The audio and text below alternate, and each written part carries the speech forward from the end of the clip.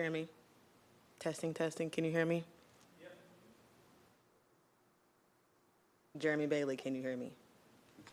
All mics are hot and we are live and streaming. Excellent. Absolutely. Thank you. We're all set to go. Thank you.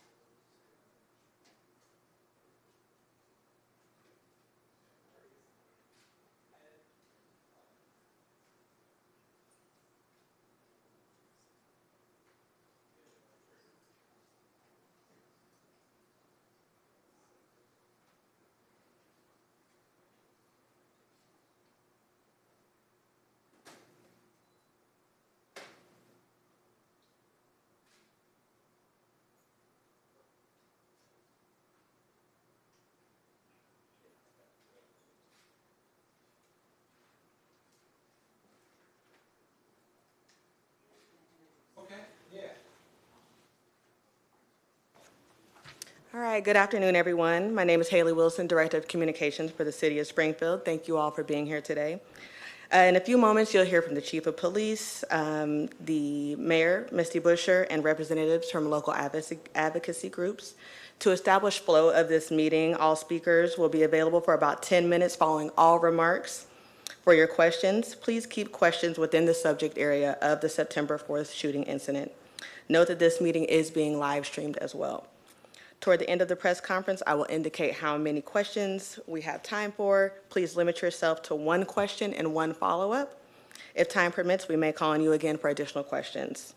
When you ask questions, please state your name for the record so that we can ensure any follow-up information gets to you as quickly as possible. And if you did not pick up a press release when you came in, please, they're on the corner of the press box. And please turn off your ringers on any electric devices at this time. I will now introduce Springfield Police Chief Scarlett.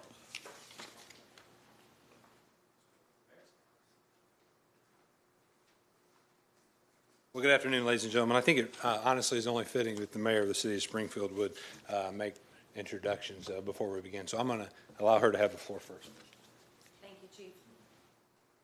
Hello, everyone. Thank you for coming, and thank you for those of you tuning in. I know this is being live streamed. Today is September 5th. Overnight on September 4th, we had the unfortunate experience in the city of Springfield to have an officer-involved shooting.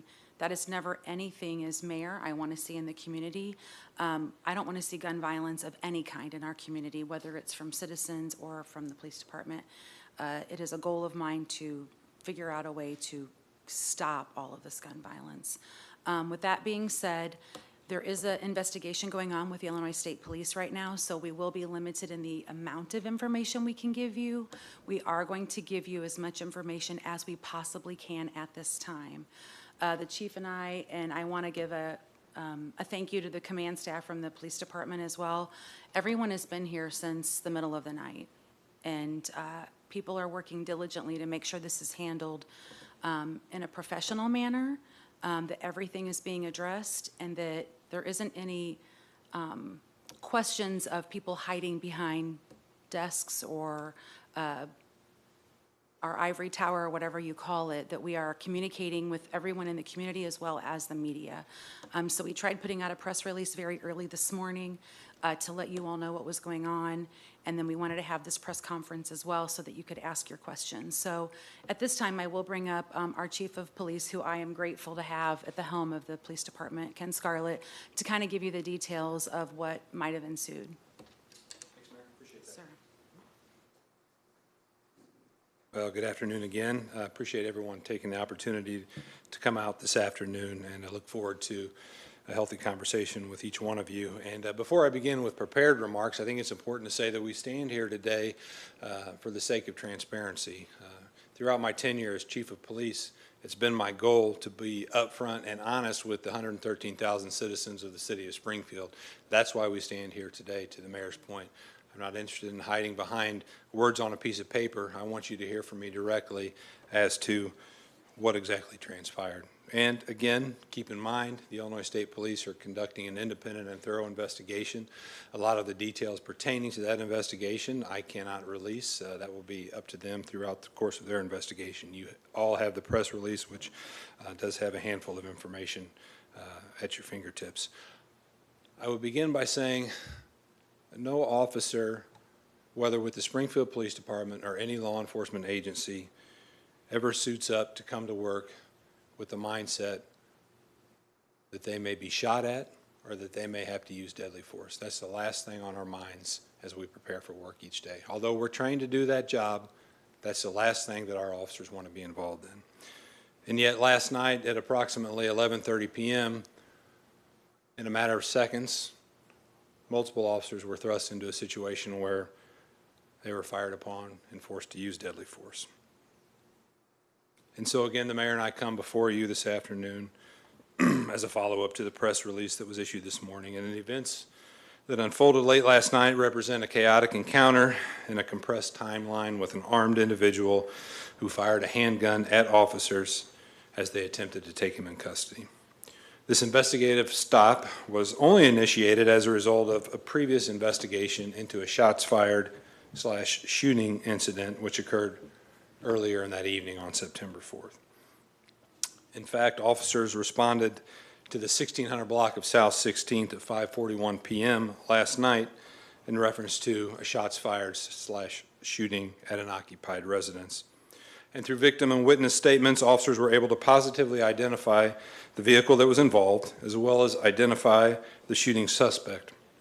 Additional research by Springfield police officers revealed a social media account that vividly displayed the suspect brandishing firearms. All of this information that was gathered was aired in an attempt to locate by Sangamon County Dispatch Center at approximately 8:52 last night. Utilizing technology at our fingertips to include the Flock LPR license plate reader system, officers located the vehicle in the area of 16th and Clear Lake at approximately 11:26 p.m. Officers in the area responded and located the vehicle now moving at Martin Luther King north of Kansas, and this investigative stop was conducted on the suspect vehicle as it pulled through the drive-thru of a local business in the 1100 block of South Martin Luther King. Officers approached and confirmed that 2 of the occupants of the vehicle matched the description of the suspect shooter and the potential driver of the suspect vehicle from the previous shots fired. The suspect was asked to exit the vehicle as part of the investigation into the shots fired, and he initially refused, but finally did comply. And as the suspect exited the vehicle, a very brief struggle ensued. The suspect evaded arrest and began to turn and flee. Simultaneously, he fired a gunshot directly in the vicinity of our officers on scene. At least 2 of those officers in close proximity, one of which immediately returned fire towards the suspect. The suspect was struck by gunfire and was bleeding from a leg and a wound to the back area. Officers immediately requested emergency medical service personnel, and within 26 seconds of the initial shots fired, began to provide critical life-saving care to treat the wounds. And while doing so, the officers also located the suspect's firearm, which he had in the waistband of his pants. Again, I think it's important to mention that we're here for the sake of transparency. And part of that is trust building and relationship building with our community. This morning and throughout the day, the Springfield Police Department command staff and members from the PBPA Unit Number 5 Union met with key stakeholders in our community, some of which are present today. These stakeholders included members with the NAACP, the Faith Coalition for the Common Good, Black Lives Matter Springfield, Springfield Coalition for Dismantling Racism, and the Community Health Roundtable. And I'm proud to say that we have those relationships because of ongoing dialogue. There are many videos that have begun to surface throughout the evening, and all will assist in piecing together the entire incident from start to finish. But it is important to know that these trusted members, key stakeholders of the community, have seen the footage and have had the incident explained to them in its entirety. And as soon as practical, more than likely when the state police investigation is completed, it's the mayor's intent and my intent to release the body-worn camera footage, because I believe it paints the entire picture of the incident from start to finish. So I implore our community to allow this independent investigation to go on, which is being conducted again by the Illinois State Police. It is imperative that we continue to keep open lines of communication, and in fact, we remain peaceful until all facts are found. The mayor and myself and every member of my agency are committed to the citizens of the city of Springfield and to their safety. And in the light of this particular incident, we will ensure that that safety goes on throughout our community. So that is my prepared remarks, and I believe we would be taking questions at this time. Yes, ma'am. I wanted to say a few things. I want to thank the Springfield Fire Department for their prompt response to the call from the Springfield Police Department for help to the individual in our community that's now in the hospital. So thank you, Chief Canny and Chief Taylor. Thank you. I also want to ask, if the community wants to know what they can do, The chief and I met with our citizen who was injured. We met with his grandmother and father today. And I would ask that you pray for this individual and pray for their strength and their healing. If you want to know what you can do, you need to pray for the individual who was injured. I also want to thank our community stakeholders for taking their time out of their day as they got an early morning request from us to come see the footage and talk with us, because transparency, as the chief said, is our key component here. That's why we have you all here today. So we will open it up for questions, but if there's anything you want, anyone in the citizens of our community, our 114,000 citizens, want to know what they can do, it's pray. I'm asking for prayer for this person, for this individual. Are you running the questions, Haley, or?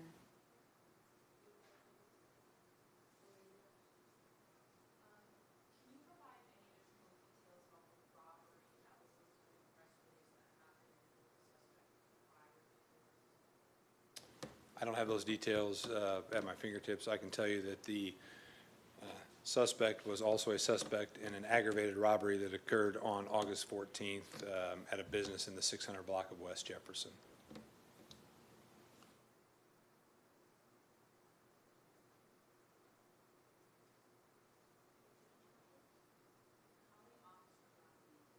Yeah, I apologize. I should have mentioned that. So we have one officer that was involved in the actual shots fired incident. There were 4 officers that were on scene as part of the traffic stop. All 4 officers have been placed on administrative leave, which is per our department practice. Part of that is to give them the opportunity to decompress, give them the opportunity to seek any mental health treatment that they may need to heal throughout this entire process. Could you talk about what you saw at King and Stewart? There was a line of officers, yours and state police, and a number of people confronting the police, talking to them. Can you talk about the temperature of that situation? Absolutely, and several of my command staff were out there, as well as, to your point, as well as just about every officer that we had available, as well as state police and even Sangamon County sheriffs. And it was an extremely chaotic situation in which frustration and anger was boiling over, and it was directed towards those officers that were on scene. Those officers were there simply to protect the crime scene so that the state police could conduct their, again, thorough and independent investigation. In fact, there were several vulgar remarks made to numerous officers. There were bottles that were lobbed in the direction of officers. We had a squad car window that was completely destroyed by a brick from a bystander. And yet our officers were able to maintain and protect that vulnerable crime scene to ensure the state police could handle all their work.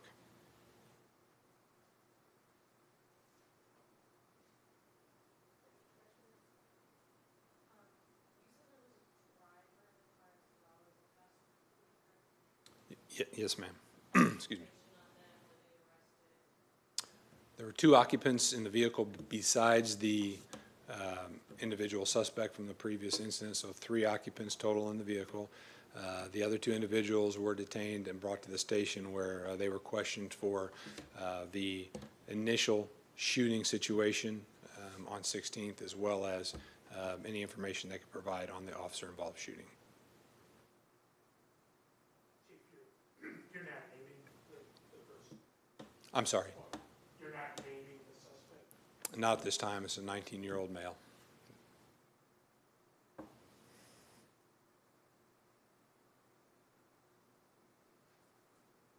Has ISP given you any, I know it's early, but any timeline as far as the investigation? No, to your point, Stephen, it is early in the investigation. I know there's a lot of work yet to do for the state police. I've been assured that they will handle that as efficiently as possible. They need to be thorough in their investigation, and ultimately that investigative file will be turned over to the state's attorney's office.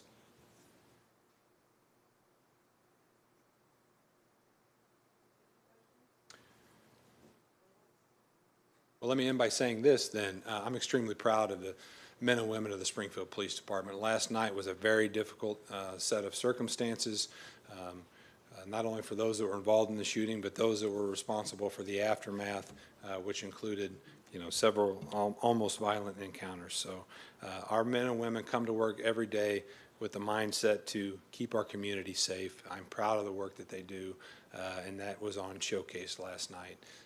I just ask again that the community remain peaceful, and that we work together through this tragic situation. We have one question. And Haley wants us to repeat her question.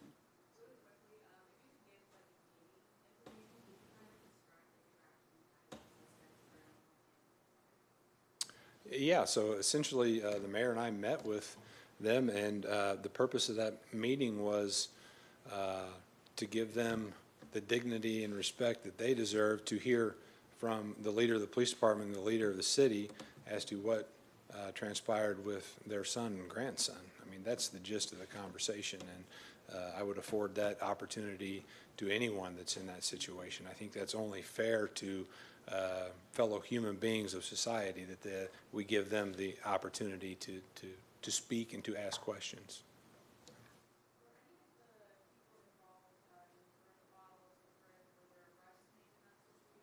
No, ma'am, there were no arrests made as a result of any of the chaotic scene.